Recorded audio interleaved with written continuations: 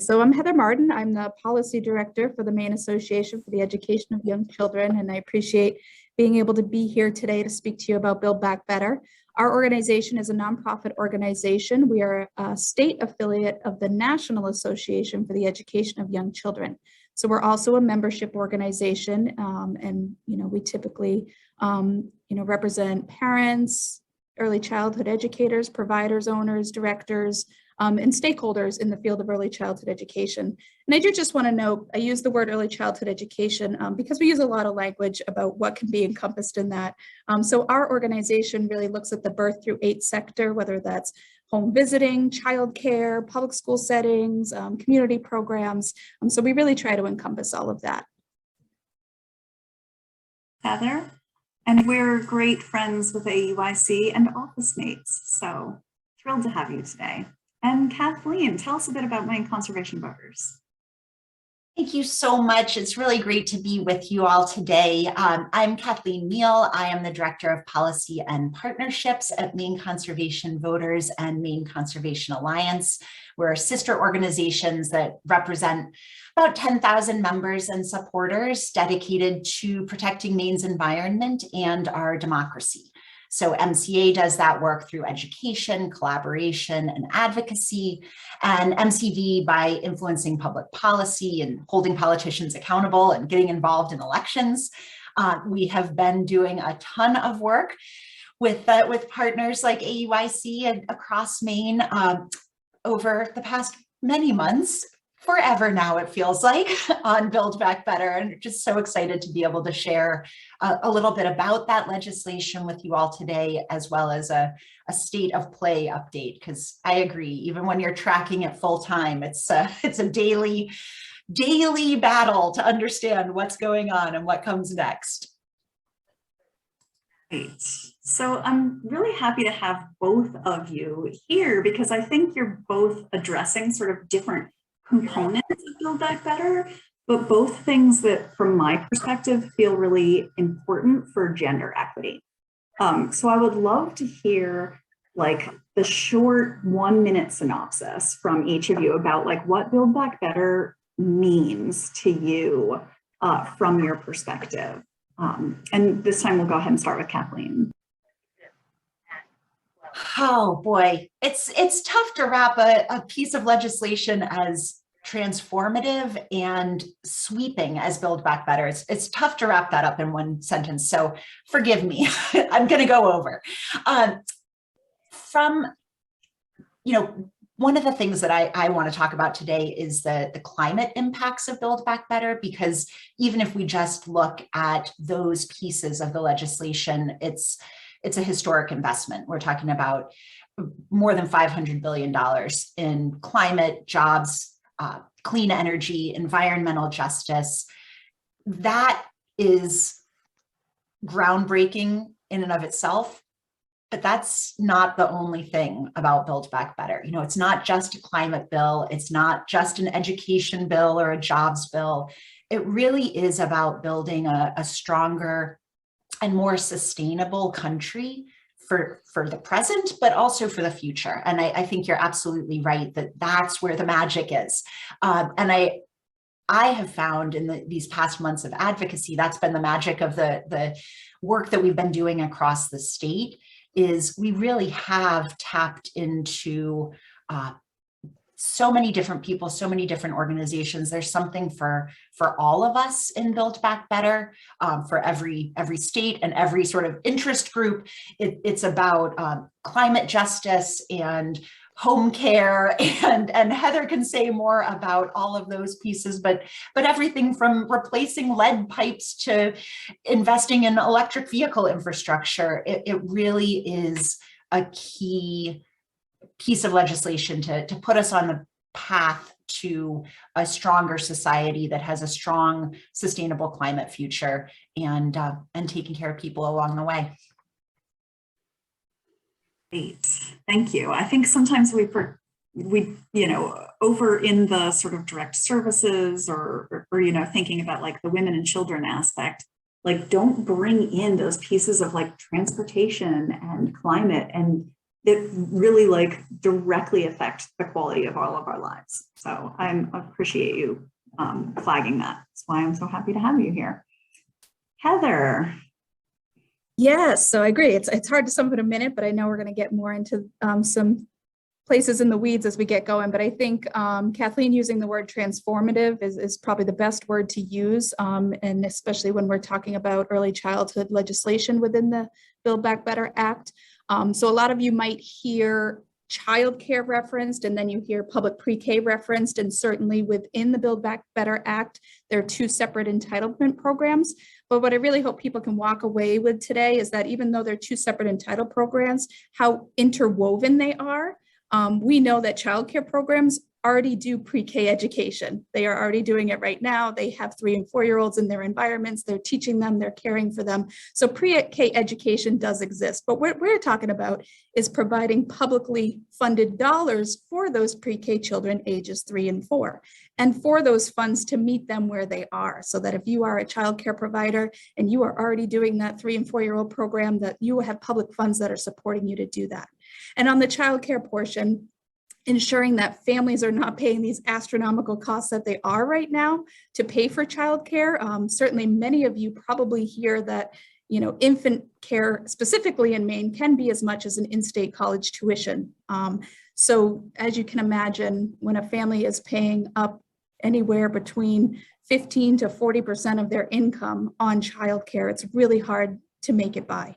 So what Build Back Better would do with the childcare portion is guarantee that no family making up to 250% of the state median income would pay more than 7% of their income on a sliding scale. And I think what's great to note about that too, it's not 7% per child, it's 7% for all your children. So if you have 3 children in childcare, you'd be paying no more than 7% of your income on that childcare. Imagine the huge savings for families and what that would do for families.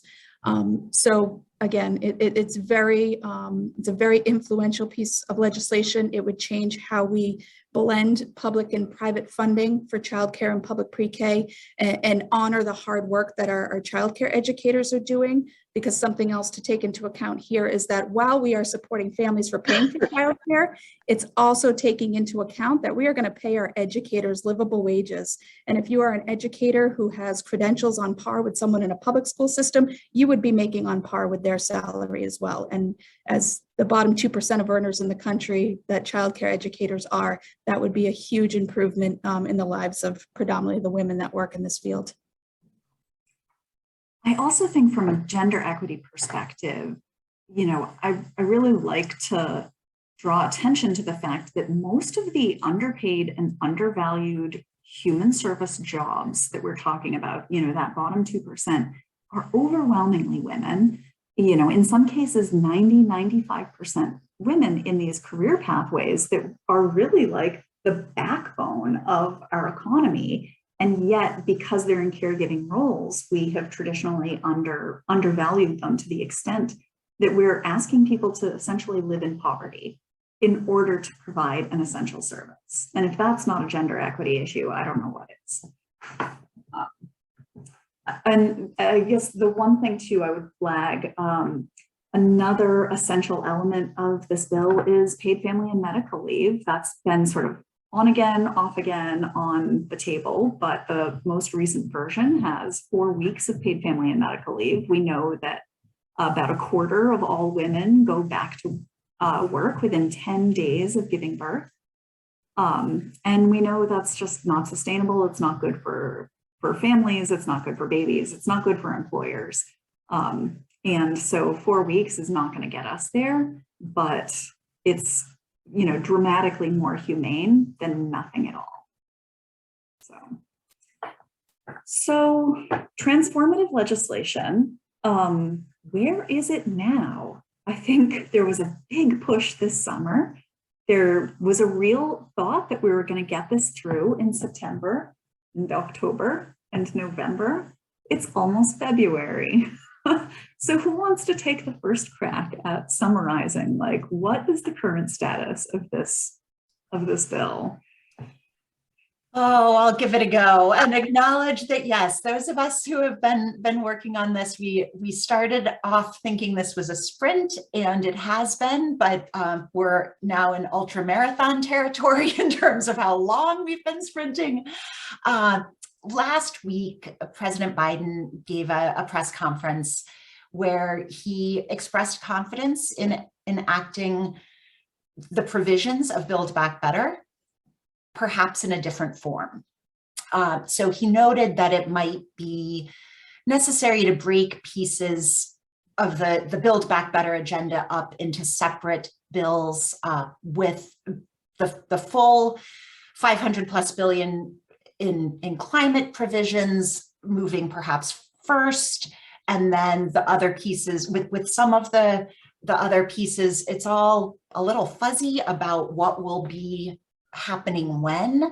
I will just say we have felt really strongly that the power of this legislation has been its holistic approach to what do Americans need?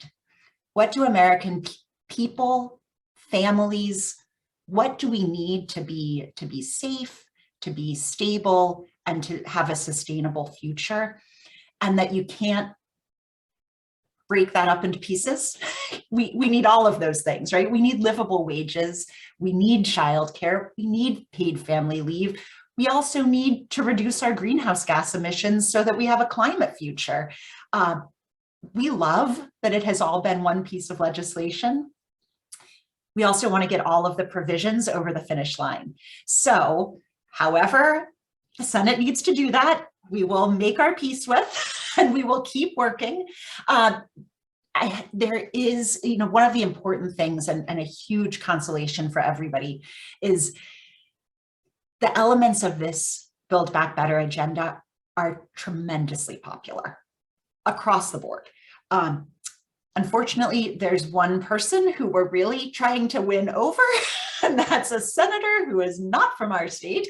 But don't worry, I know we're gonna get later in the program to ways that people can be active in helping to get the Senate and then the full Congress to support these. The House did really tremendous work in getting the first version of Build Back Better over the finish line. We'll see something different coming out of the Senate, and we're not giving up on any of the pieces, even if it has a different form or a different name.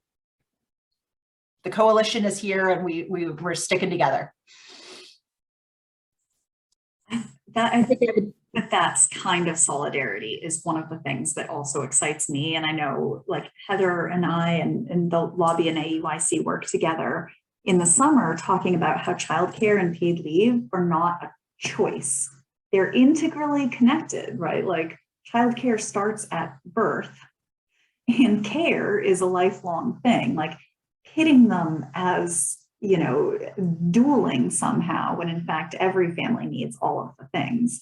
Like, anyway, Heather, go ahead. Yeah, I was just going to say, we saw, a pretty influential infrastructure package pass through, and, there was a lot of interconnected this, and you think of roads and bridges, and it's like bridges don't work without roads, and roads don't work without waterways, and, and here we are talking about legislation that primarily supports families and children, and they don't work well without each other, so it is hard to hear sometimes when you're thinking of, oh, let's just take this out, let's take that out. And I agree with Kathleen, we are going to hope for the most comprehensive package we can possibly have and be happy that we're moving forward on policies like this.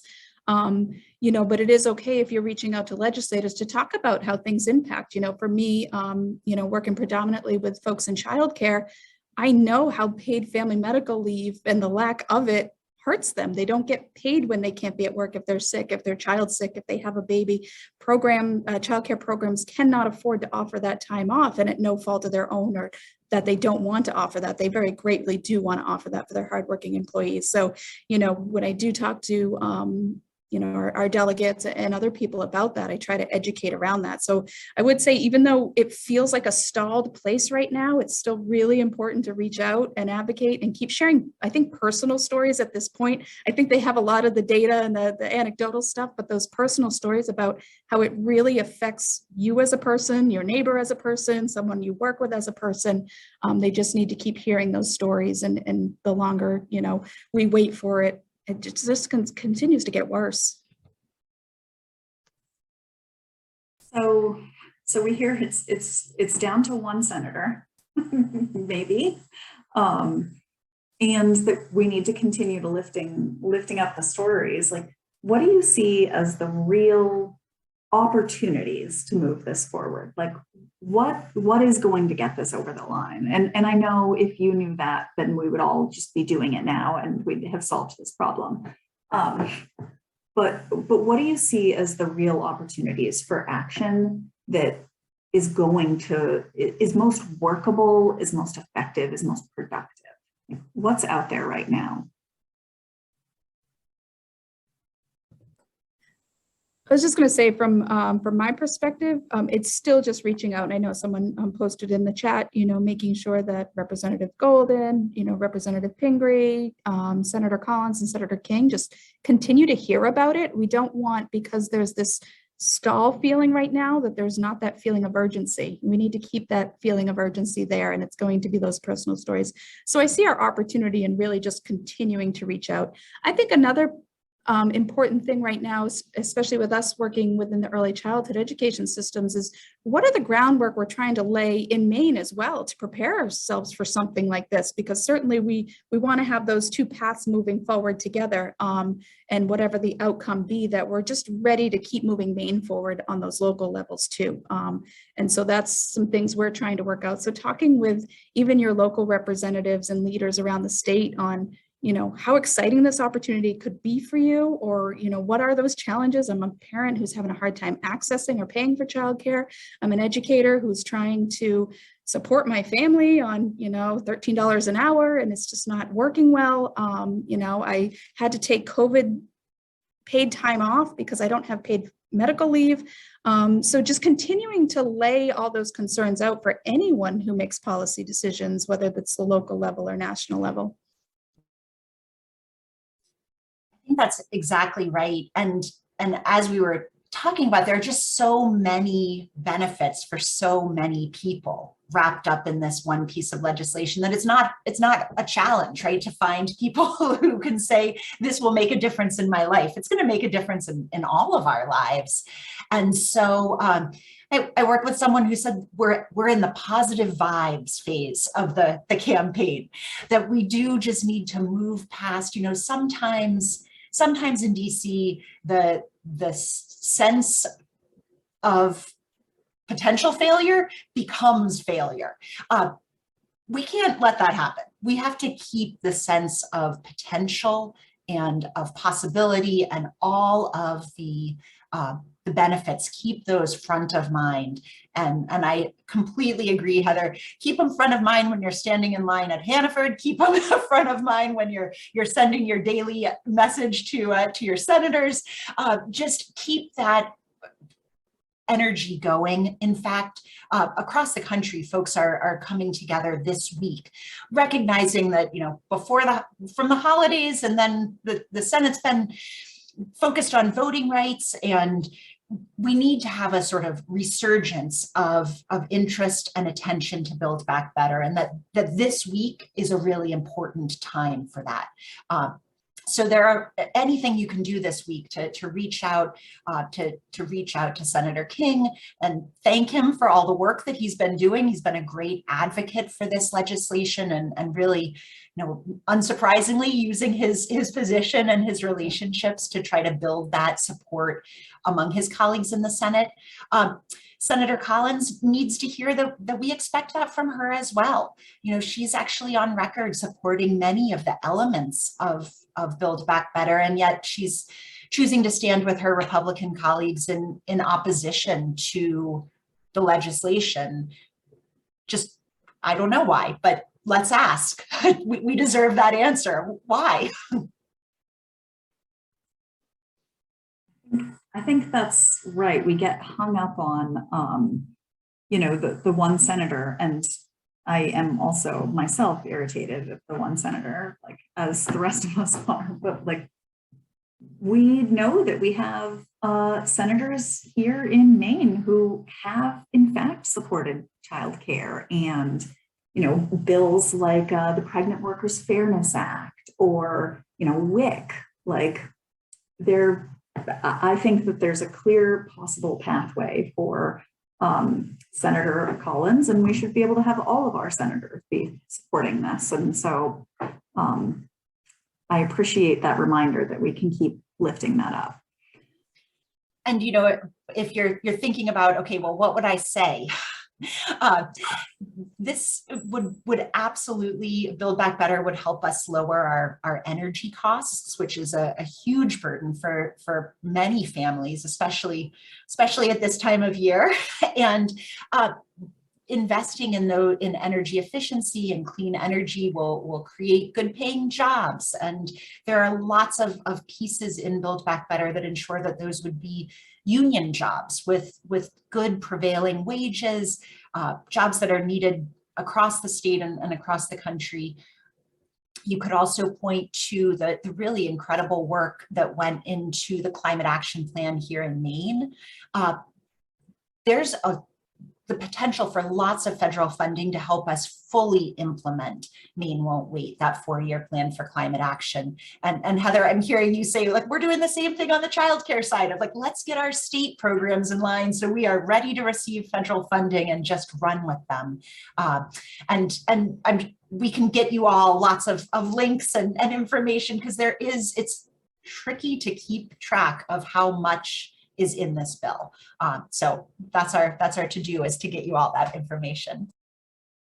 Yeah, and I know I'm not finding it on a quick search, but somewhere, and maybe Dusty, you would all be willing to post it, and we could post it as well on our Maine OIC Facebook page. But there's, when someone mentioned visuals, one of the pieces for childcare visuals that I found has been really helpful for families is you could actually plug in, what you are, a family of 4 making this much, and see about what your savings could be on childcare.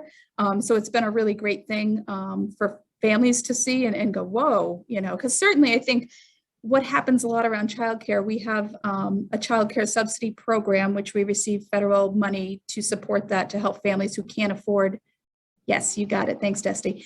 For families who can't afford childcare, and that's very helpful for those families. But then you have those families who just don't meet that income eligibility, and they're the ones that almost get pushed into poverty because of childcare. So, again, I think those personal stories are very important, but then using calculators such as the one Dusty posted in our chat is very helpful as well. And I think, on the level when we speak about early childhood educators, there's a ton of turnover in this field. And again, this field is predominantly women. And if you are a director, owner, a family child care provider, it is hard, taxing, physically, mental work that you're doing every day, but it's extremely rewarding work.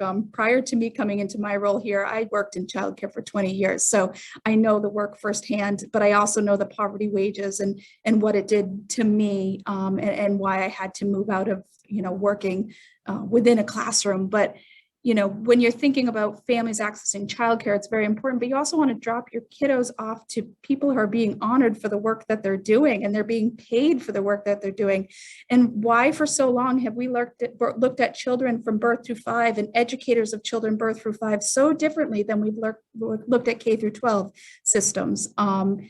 So committing public funding to this capacity means we value you, and we value that children are in safe, loving, nurturing environments, and we value that the educators that care and educate them are treated like the professionals that we are. And that's what this legislation does, because since then it's been a patchwork of trying to help families but not going far enough, trying to help programs but not going far enough. And certainly we're seeing that point where childcare programs are just closing. Over the last 2 years, we're down about 135 childcare programs, and that's even with new ones opening. That's just the gap that's happened in 2 years.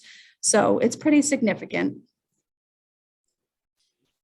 And you hear people say, well, isn't that going to cost a lot? But of course, for all of these things, there is a cost of inaction. And Heather, I'm sure you have a long list of what that means in economic terms for the people of Maine, because there are still kids who need taken care of, right? Who need that care and education.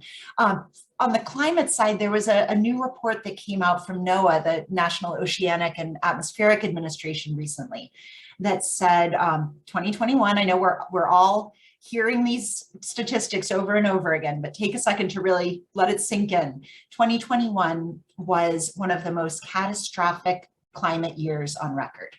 There were 20 separate billion-dollar climate and weather disasters.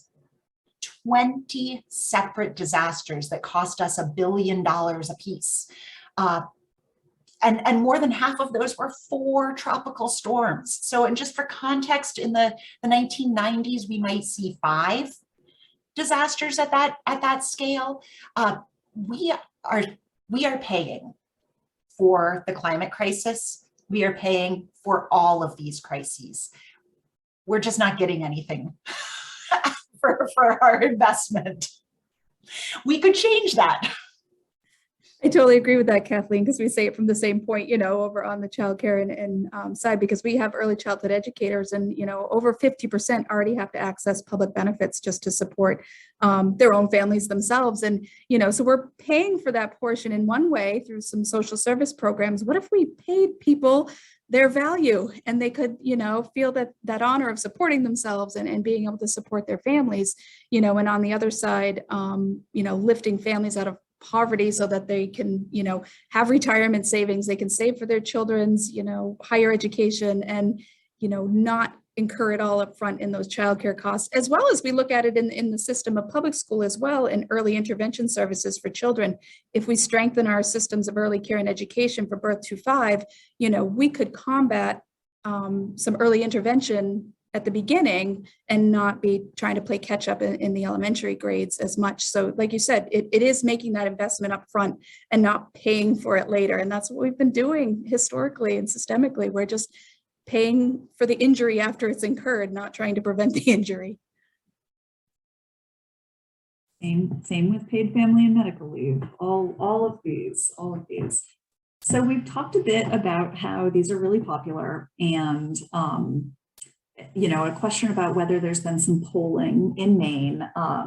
There has been polling on paid family and medical leave. It is hugely popular.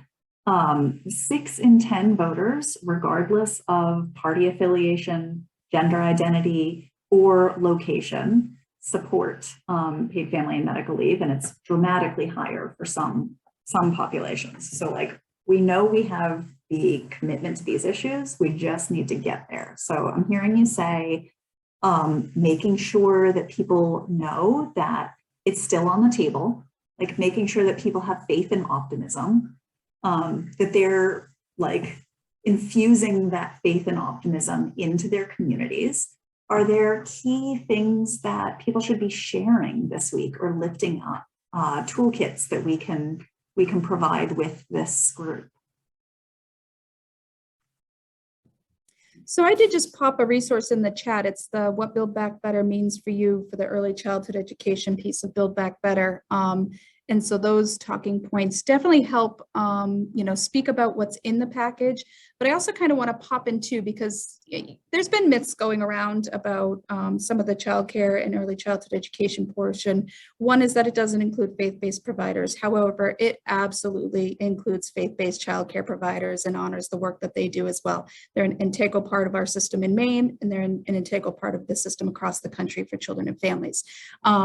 So there was some inaccurate data that was spread around about that, and some inaccuracies about it not being included, and that those programs could not access this public funding, but they absolutely can, and they're listed throughout Build Back Better as faith-based childcare included in that, and in addition to family childcare, Head Starts, preschools, public schools, so all the systems that touch kids in early childhood education.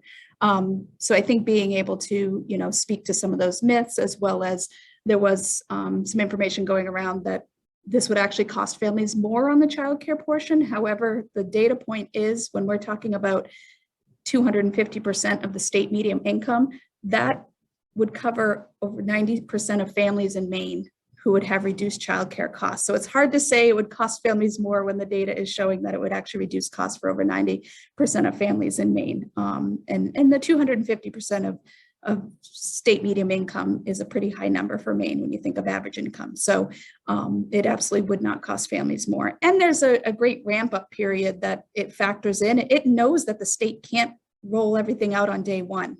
It knows it's going to take time for the state to build the infrastructure and the systems around the early care and education portion. And I think that's what's so great about the legislation. It allows states to build up and get there because we have to build an early childhood educator workforce while we're doing it as well. So it really invests the time and the money to do that and do it right. I'm so glad you said that about the workforce, because that's true. That's true across the board, right? We need a pipeline of workers who have the skills that we will need for the Maine of the future, and that does so much. Whether it's early childcare, whether it is clean energy, we need to support those learning opportunities so that even if all you're thinking about is our economy, right? Even if the bottom line is the only one you're interested in, this is an important step. I dropped into the chat a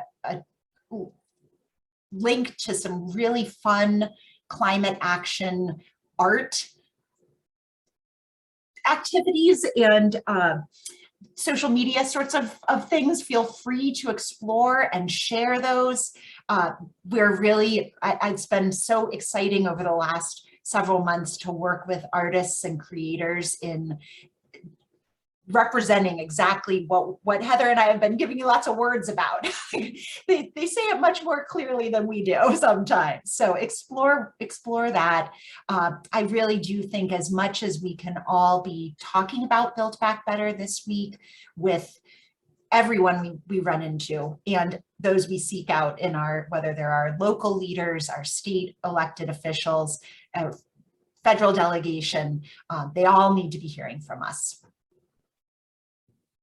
And I would say keep tagging them on social media posts, and I'll put a resource in the chat too that has some just quick grabs you can share in social media to harness get some support around Build Back Better. But I think we just need to get the excitement going again, and obviously we had a huge over the last couple of weeks. We've been looking at voting rights, and that's been huge and much needed attention to that as well. And so we do have to kind of create that momentum again for Build Back Better. There's been a lull, I feel, out there in the press and in our communities. So I think if we just create that excitement again and get some social media campaigns and storytelling going, and I'm certainly happy to receive any stories from folks as I talk to our congressional delegates and keep in touch there. And in April, we also have a week of the young child, the first week of April. So if you want to follow us along at Maine OIC at Facebook, we actually will be having a State House Day during that week too, to bring attention to early care and education issues in Maine as well. So we'd love to have as many folks involved in some of those activities during that week as well. All right. So keep the faith, be positive. Let's keep talking about it. Let's especially be raising it up this week. If you have not called your senators, today is a great day to do that. And for folks who have a story to share, whether it's about their fear for their climate future, whether it's about their experience needing childcare or being a provider, whether it's related to paid leave. I shared our paid leaves story sharing portal in the chat. I think the key thing I would say as a takeaway is that it is big and complicated, and that means our reactions and our work need to be big and complicated. And so whatever pathway feels like the pathway you're called to, it's okay to go down that. Not everyone can do everything. Everyone can do something, and that's all right. I do see one hand, and we have a few more minutes. So Anne, I'll go ahead and take your question and then wrap up. Thanks, Dusty. Yeah, I mean, this has been a great presentation and really helpful for me to think about. And I mean, I've spent a lot of time in my career working on affordable housing related issues. And I feel like a graphic that shows, for some say, median family income for a family of 4 or however 3, whatever it might be, to show the chunk that, is going to housing, the chunk that's going to healthcare, health insurance / care, and then daycare on top of that, and transportation on top of that. I mean, you're well over 100% at that point. It's crazy. And I just, when I talk to people, it often seems to me that they just kind of want to go back to the 1950s, and it's like, okay, the woman stays at home and everything's great, but we can't can't apply a 1950s solution, which required women to do all kinds of unpaid labor, by the way, and to a 2020s kind of problem. I mean, I think we're just in a very different place, and that might be a graphic like that might help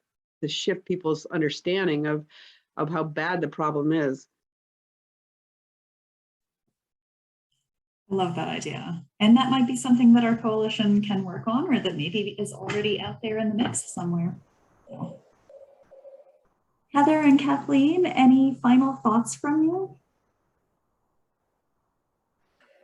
I think you said it really well, Dusty. We gotta keep the faith here. This is a really Build Back Better represents a transformative opportunity. I am so proud of the work that we have all done together, and that we will continue to do, right? Because we're not giving up. These needs are not going away. The solutions are in sight. We have the public support to implement them and to get them over the finish line. So there's no reason that we shouldn't get there. And I'm just so delighted to be in partnership with all of you, and to know that we're going to keep working together to get these solutions in place and really take care of Maine people. Yeah, I definitely echo that. And I think that's what's been really wonderful about this comprehensive legislation, is the types of groups this has brought together, and just looking at a whole system and how it is interconnected and impacts all of us has been really powerful. And I think that's been the excitement for me. And, even though we're going through some ups and downs, it's like this train, we can't get off now, we have to keep going. And, someone made an analogy the other day about, we keep throwing women under the bus, and the pandemic was a giant bus. And, this is very gender related in a lot of these issues in this legislation. And so there's that drive there to make sure that we are creating this gender equity in our policies and transformative legislation like this. So, I am just so thankful for the connections I've been able to make beyond, what is typically my childcare realm into these other pieces. So I think if you get people to band together in your community, certainly we've seen some rallies held around the state, but I think we just need to pick that up again. And if we can get those things going, we'll create that excitement again, especially in the winter. People need things to be excited about. And I think, just to close, there's a note in here about all we can save, and the building sort of circles of resiliency and connection around, in this case, feminism and climate justice, but really like connection and resiliency is what is going to feed families, is what is going to feed the economy, is what is going to avert or respond to a climate crisis. So the ways that we're building our coalition around Build Back Better are the ways that we're going to build our future. So I'm really happy to be in this work with both of you, and thank you for your knowledge and passion and the time that you shared with us today. I appreciate you. Thank you. Thank you.